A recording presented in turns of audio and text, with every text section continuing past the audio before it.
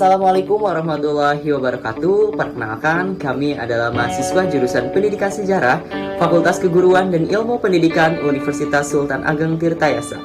Saat ini kami sedang mengampu mata kuliah Sejarah Australia dan Oseania yang diampu oleh Ibu Eko Ribawati MPD. Kami dari kelompok 6 akan membahas tentang organisasi masyarakat dan sistem pemerintahan Australia. Nah, anggota dari kelompok 6 sendiri yaitu saya, Muhammad Rizky Puponanjili, beserta rekan saya yang lainnya, yaitu yang pertama ada Khairunisa dan yang kedua ada Aslika. Nah, konsep pembahasan pada materi kali ini yaitu terdiri atas 5 subbab materi. Yang pertama yaitu gelombang migrasi Australia, kemudian yang kedua ada keanekaragaman masyarakat Australia, yang ketiga ada bentuk sistem pemerintahan Australia, yang keempat, ada keterkaitan antara pemerintah pusat atau pemerintah federasi dan pemerintahan negara bagian. Dan yang kelima, ada partai politik Australia. Nah, pembahasan yang pertama dan yang kedua akan disampaikan oleh Khairunisa mengenai gelombang migrasi Australia dan keanekaragaman masyarakat Australia. Kemudian, pada materi yang ketiga dan keempat, yaitu tentang bentuk sistem pemerintahan negara Australia dan keterkaitan antara pemerintah pusat atau pemerintah federasi dan pemerintah negara bagian, akan dijelaskan oleh saya sendiri, Muhammad Rizky Puponanjili. Dan yang kelima, sebab materi yang kelima yaitu tentang partai politik negara Australia, akan dijelaskan oleh Aslika. Yang pertama dan yang kedua akan disampaikan oleh Khairunisa. Padanya dipersilahkan. Materi pertama yaitu gelombang migrasi Australia. Dalam sejarah Australia, ada 3 gelombang utama migrasi yang pengaruhnya nampak dan terasa dalam masyarakat Australia sekarang. Yang pertama yaitu gelombang migrasi ke Australia dimulai oleh masyarakat yang kemudian dikenal sebagai penduduk asli. Gelombang ini sudah mulai paling sedikit 30.000 tahun sebelum kehadiran orang-orang Eropa. Sebagaimana telah diutarakan di muka, mungkin mereka datang dari India melalui semenanjung Malaya serta kepulauan Indonesia, yaitu memasuki daratan Australia. Diduga sebagian memasuki Australia lewat pantai barat laut dan yang lain melalui semenanjung York dan Teluk Carpentaria. Mereka terdiri dari ratusan suku yang masing-masing dengan bahasa dan dialek sendiri. Corak kehidupan mereka masih taraf berburu dan mengumpulkan makanan, yaitu food gathering. Mereka belum mengenal pertanian. Dalam masyarakat tidak dikenal adanya kelas, baik dilihat berdasarkan kelahiran maupun kesejahteraan. Gelombang kedua yaitu migrasi ke Australia berlangsung dalam kurun waktu antara tahun 1788, yaitu saat rombongan pertama dari Inggris tiba, dan tahun 1945 saat berakhirnya Perang Dunia II, sampai tahun 1820. Jumlah imigran bebas di Australia masih sangat sedikit. Pertambahan jumlah penduduk kulit putih sangat sedikit, yaitu 8 dari 10 narapidana yang ditransportasikan ke Australia adalah laki-laki. Tentara yang bertugas menjaga keamanan pada umumnya tidak bersama keluarganya, karena itu pertambahan penduduk secara ilmiah sangat kecil. Untuk mengatasi kesulitan itu, pada tahun 1830-an, pemerintah Inggris melancarkan program memberi bantuan kepada orang-orang yang mau berimigrasi ke Australia. Program ini terkenal dengan sebutan Assisted Immigration yang berlangsung terus sampai masa-masa sesudah terbentuknya Commonwealth of Australia. Wanita dalam kelompok usia 15 sampai 30 tahun yang mau berimigrasi ke Australia diberi bantuan. Demikian juga para pedagang dan orang-orang yang memiliki keterampilan tertentu. Dalam tahun 1835 diperkenalkan bounty system, yaitu menurut sistem ini para kolonis diminta memilih kualifikasi imigran tertentu untuk didatangkan dan bekerja pada mereka. Kepada kolonis itu diberikan hadiah untuk setiap imigran ke Australia adalah rencana yang disarankan oleh Edward Gibbon Wakefield. Berbagai program imigrasi ini nampaknya cukup berhasil, sehingga pada tahun 1080-an jumlah free settlers sudah melebihi jumlah narapidana. pada tahun 1850 jumlah penduduk Australia sudah hampir mencapai 1,5 juta. Gelombang ketiga yaitu arus imigran yang dihasilkan oleh kebijakan pada tahun 1940-an, yaitu pemerintah memprogramkan agar imigran yang masuk itu sebanyak mungkin berasal dari Inggris. Namun dalam gelombang ini Australia menerima arus imigran yang berasal dari luar Inggris. Mereka terutama berasal dari daratan Eropa dan daerah sekitar Laut Tengah. Dengan menandatangani persetujuan dengan International Refugee Organization, untuk pertama kali sejarah Australia ditandai oleh usaha meninggalkan imigran non-Inggris secara besar-besaran. Hasilnya adalah bahwa seperempat penduduk Australia sekarang terdiri dari orang-orang yang berlatar belakang non-Inggris. Jumlah terbesar secara berturut-turut berasal dari Italia, Yunani, Yugoslavia, Belanda, Jerman, Polandia, Lebanon, Austria, Hongaria, dan Malta. Materi yang kedua yaitu keanekaragaman masyarakat Australia. Struktur dan keanekaragaman masyarakat Australia terdiri dari penduduk asli dan koloni. Yang pertama yaitu penduduk asli, yaitu imigran awal. Penduduk asli terdiri dari orang-orang aborigin sebagai imigran awal yang menghuni benua Australia. Struktur masyarakat penduduk aborigin terdiri dari suku-suku yang dikepalai oleh seorang kepala suku. Yang kedua yaitu kolonis dan pendatang, yaitu ini termasuk dalam imigran kedua.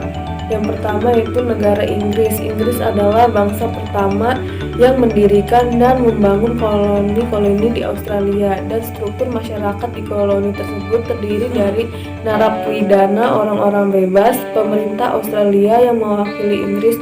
Kemudian setelah Chinese System berakhir, pemerintah Inggris membantu imigrasi ke Australia dengan maksud membangun koloni-koloninya di benua itu, sambil mengurangi kepadatan penduduk serta masalah-masalah sosial di Inggris akibat pertambahan penduduk yang amat besar serta eksis revolusi industri. Yang kedua yaitu orang Irlandia yang sampai di Australia pada abad 19. Mereka mayoritas beragama Katolik, datang ke Australia mencari kebebasan beragama. Pada perkembangannya, angka imigran Irlandia meningkat secara drastis dan banyak imigran Irlandia yang menjadi tokoh gerakan nasional Australia. Yang ketiga itu orang Jerman dan Italia. Orang Jerman mendirikan komunitas di koloni Victoria, New South Wales, dan terutama di Queensland, sedangkan orang Italia mempelopori pembukaan pemukiman di New South Wales pada tahun 1860. Para imigran Italia bermata pencarian sebagai petani dan perkebunan. Sampai saat ini keturunan Italia menduduki tempat tertinggi dari jumlah masyarakat Australia. Yang keempat yaitu orang Yunani. Kedatangan orang-orang Yunani di Australia difasilitasi oleh pemerintah New South Wales dengan diberi tiket gratis untuk datang ke Australia. Yang kelima yaitu orang Yahudi. Kedatangan imigran dari Yahudi ke Australia karena melarikan diri dari pengejaran dan penyiksaan oleh Nazi Jerman. Selanjutnya yaitu orang-orang Balkan, Eropa Timur dan sekitar Laut Tengah. Orang-orang tersebut datang ke Australia menandai berakhirnya dominasi Inggris. Gelombang ini berisi unsur-unsur campuran yang sangat besar pengaruhnya terhadap perkembangan sejarah Australia. Selanjutnya yaitu orang-orang Timur Tengah, Turki dan Lebanon dan Cina. Orang Timur Tengah datang ke Australia pada tahun 1970-an, sedangkan orang-orang Cina datang ke Australia yaitu koloni Victoria pada tahun 1959, sudah mencapai 42.000 jiwa. Mereka bekerja di pertambangan emas. Yang terakhir yaitu koloni dan pendatang, termasuk dalam imigran gelombang ketiga. Pada tahun 1940, pemerintah Australia memprogramkan agar imigran yang masuk ke Australia sebanyak mungkin, khususnya dari Inggris. Namun dalam gelombang ketiga ini, Australia menerima imigran dari luar Inggris. Mereka masuk dari daratan Eropa dan daerah sekitar Laut Tengah. Nah, pada materi kali ini saya akan membahas tentang sistem pemerintahan negara Australia. Yang pertama ada pemerintahan pusat atau pemerintahan federasi, Commonwealth of Australia. terdiri atas 6 bagian atau stage. Kekuasaan mana yang akan diserahkan kepada pemerintah sentral atau federal ditetapkan secara tegas dan sisanya berada pada negara bagian atau stage. Dengan demikian, di Australia terdapat 2 susunan pemerintahan, yaitu pemerintahan sentral atau federal atau pemerintah federal, dan yang kedua ada sistem pemerintahan negara bagian. Nah, pada sistem pemerintahan federal dalam garis besar dapat dideskripsikan sebagai berikut, yaitu Commonwealth of Australia didasarkan pada konstitusi tertulis yang hanya bisa diubah melalui referendum, dan kepala negara yang resminya memegang kedaulatan atas Australia adalah Gubernur Jenderal sebagai wakil raja. Dalam prakteknya, pemerintahan sehari-hari dipimpin oleh Perdana Menteri. Nah, Perdana Menteri yang harus anggota House of Representatives memiliki menteri-menteri yang juga anggota House of Representatives atau Senat.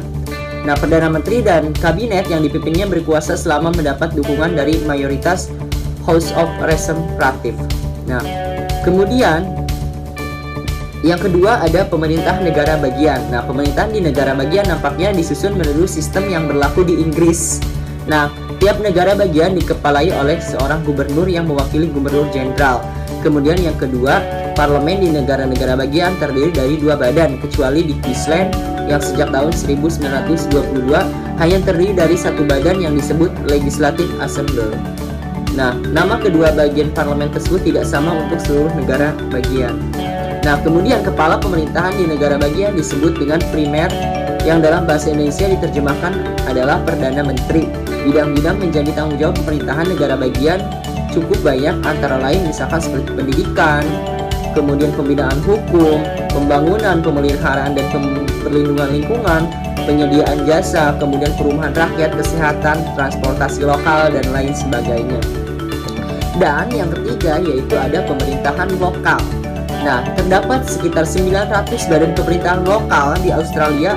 Wewenang pemerintahan lokal berbeda setiap negara bagian dan merupakan tanggung jawab pemerintah negara bagian masing-masing. Misalkan beberapa badan pemerintahan lokal bertanggung jawab menjalankan perusahaan perhubungan atau transportasi dan energi. Kebanyakan negara bagian ini menetapkan besar tarif bea dan menerima dana dari tingkat pemerintahan yang lebih tinggi. Tanggung jawab pemerintahan lokal secara khusus meliputi perencanaan atau tata kota, kemudian pengawasan izin bangunan, sarana jalan setempat, penyediaan air bersih, saluran pembuangan atau drainase, pelayanan sampah dan kebersihan, serta fasilitas hiburan masyarakat lainnya.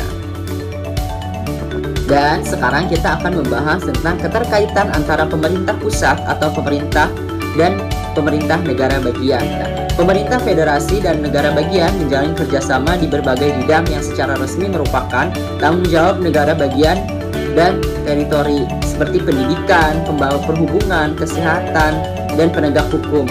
Pajak pendapatan ditarik secara federal, dan debat di antara semua tingkat pemerintah negara bagian mengenai akses mendapatkan pemasukan merupakan ciri lama politik Australia. Nah, Parlemen negara bagian tunduk pada Undang-Undang Dasar Nasional dan Konstitusi negara bagian. Hukum federal mengalahkan hukum negara bagian yang tidak selaras dengannya. Nah, dalam praktiknya kedua tingkat pemerintahan bekerja sama dalam banyak bidang, di mana negara bagian ini dan teritori secara resmi bertanggung jawab seperti pendidikan, tadi transportasi, kemudian kesehatan dan penegak hukum. Nah, lembaga pemerintah daerah dibentuk melalui perundang-undangan di tingkat negara bagian untuk atau teoriti. Dewan Pemerintahan Australia atau CHOAG adalah forum untuk memperkarsai, mengembangkan dan menerapkan reformasi kebijakan nasional yang menuntut tindakan kerjasama antar tingkat pemerintahan, yaitu pemerintahan nasional, pemerintahan negara bagian atau teritori, dan daerah. Sasarannya mencakup penanganan isu besar dan kerjasama dalam reformasi struktural pemerintahan dan reformasi untuk mencapai ekonomi nasional yang terintegrasi dan efisien serta pasar tunggal nasional. Nah, CHOAG sendiri terdiri dari Perdana Menteri negara bagian, Ketua Menteri Teritori, dan Presiden Asosiasi Pemerintahan Daerah Australia. Selain itu, Dewan Menteri yang terdiri dari Menteri Nasional, kemudian negara bagian dan teritori, dan bila relevan perwakilan pemerintah daerah dan pemerintah Selandia Baru dan Papua Nugini bertemu secara teratur untuk mengembangkan dan menerapkan tindakan antar pemerintahan di bidang-bidang kebijakan khususnya. Baik, selanjutnya pembahasan tentang partai-partai yang ada di Australia. Terdapat 3 utama partai yang ada di Australia. Yang pertama, Partai Buruh Australia. Yang kedua, Partai Liberal Australia. Yang ketiga, Partai Country Australia. Yang pertama, Partai Buruh Australia yang didirikan pada tahun 1891, di mana dilatar belakangi oleh ketidakpuasan para pekerja Australia yang tergabung dalam organisasi pekerja Australia, yakni trade union, terhadap partai-partai politik yang ada, di mana pada saat itu partai-partai politik yang ada memihak kepada kepentingan para majikan atau perusahaan-perusahaan, sehingga pemimpin organisasi trade union ini memutuskan untuk membuat suatu partai pada tahun 1891 untuk kepentingan para pekerja buruh, di mana tujuannya adalah untuk memperjuangkan hak-hak buruh, terutama dalam memperjuangkan upah dan juga jam kerja yang ada pada saat itu. Ideologi yang ada pada Partai Buruh ini adalah sosialis demokratis, dan juga terdapat 2 tingkatan dalam Partai Buruh ini. Yang pertama tingkatan nasional, yang kedua tingkatan negara bagian, di mana kepemimpinannya bersifat sentralistis. Partai yang kedua yaitu Partai Liberal Australia, di mana partai ini mewakili kepentingan-kepentingan dari bankir, kaum industrialistis, dan juga para pengusaha-pengusaha, terutama pengusaha tambang. Serta partai ini juga didukung oleh kaum pengusaha, baik pengusaha besar maupun pengusaha kecil. Di mana partai ini berpendapat bahwa kepentingan mereka mewakili hampir seluruh rakyat Australia, dan terdapat beberapa tujuan dari partai liberal ini. Yang pertama adalah mereka menginginkan sebuah parlemen yang mengawasi eksekutif, yang kemudian undang-undang yang ada mengawasi semuanya.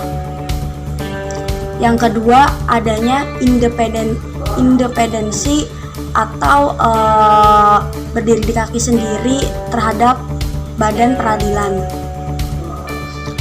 Yang ketiga yaitu tercapainya kebebasan beragama, berpendapat, dan juga berserikat.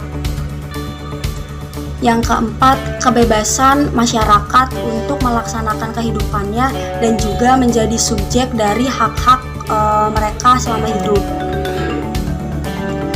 Yang kelima, adanya perlindungan terhadap eksploitasi, baik dari segi manusia, sumber daya manusia, dan juga sumber daya alam. Yang keenam, mengutamakan dorongan prakarsa dari individu, di mana perusahaan sebagai kekuatan dinamis bagi perkembangan pertumbuhan pada saat itu. Yang terakhir adalah mencapainya suatu semangat kebangsaan kepada masyarakat di Australia. Untuk struktur dari organisasi Partai Liberal ini, di mana struktur tertinggi diduduki oleh Dewan Federal. Yang ketiga yaitu Partai Country, di mana partai ini berdiri pada tahun 1919 yang mewakili kepentingan dari para petani dan juga masyarakat Australia yang memang tidak terwakilkan suaranya di parlemen sebelumnya. Latar belakang berdirinya Partai Country ini adalah untuk memperjuangkan hak-hak para petani dan juga para peternak, karena dua kaum ini merasa bahwa kemakmuran atau kesejahteraan yang dialami oleh negara Australia berasal dari bidang peternakan dan juga pertanian. Ideologi yang dipilih oleh partai kontri ini adalah ideologi moral petani pedesaan, di mana para petani dan juga peternak merasa bahwa aktivitas pertanian dan juga peternakan adalah hal yang dapat meningkatkan martabat mereka, di mana dapat menjadikan manusia menjadi lebih baik lagi. Selain ketiga partai utama tersebut, terdapat beberapa partai politik kecil yang terdapat di Australia. Yang pertama, ada Partai Komunis, di mana Partai Komunis ini berdiri pada tahun 1920 yang memiliki kepentingan mendirikan negara sosialis di Australia dan juga ingin menghancurkan sistem kapitalis yang ada. Namun ternyata lambat laun Partai Komunis ini berpecah belah karena beberapa perbedaan terkait perbedaan pandangan dan juga perbedaan tujuan, sehingga paham komunis atau partai komunis ini kemudian mengikuti atau bergerak pada organisasi pekerja buruh atau trade union, sehingga kemudian paham komunis ini memasuki partai buruh pada saat itu. Yang kedua, Partai Buruh Demokratis, di mana Partai Buruh Demokratis ini merupakan partai yang anti komunis atau merupakan bentuk perlawanan dari adanya paham komunis yang memasuki partai buruh tersebut. Namun Partai Buruh Demokratis ini bubar pada tahun 1978. Yang ketiga yaitu Partai Demokrat Australia, di mana partai ini didirikan karena kesamaan sudut pandang yang dimiliki oleh partai buruh dan juga partai liberal. Kepentingan atau ideologi dari partai ini adalah liberalisme demokratis, di mana mereka berkomitmen untuk melindungi nilai-nilai liberal, nilai-nilai individu, dan juga nilai-nilai kebebasan sipil, terutama dalam pembahasan Bill of Rights yang paling utama. Untuk mereka, nilai atau hak asasi manusia adalah hal yang utama menjadi tujuan suatu partai. Mungkin itu saja presentasi dari saya, kurang lebihnya mohon maaf. Terima kasih. Nah, mungkin itu tadi yang dapat kami sampaikan dari kelompok 6 mengenai organisasi masyarakat negara Australia. Untuk teman-teman semuanya, apabila ada kata-kata yang salah atau kurang berkenan dan penjelasannya kurang dapat dipahami, boleh ditanyakan di kolom komentar berikut ini. Kami akhiri dan mohon maaf. Terima kasih juga kepada Ibu Eko Ribawati yang sudah membimbing. Terima kasih juga kepada teman-teman mahasiswa jurusan Pendidikan Sejarah angkatan 2018. Semoga materi kali ini bermanfaat untuk kita semua dan jangan bosan-bosan untuk mencari referensi yang lebih jelasnya serta rinci. Akhirul kalam, assalamualaikum warahmatullahi wabarakatuh.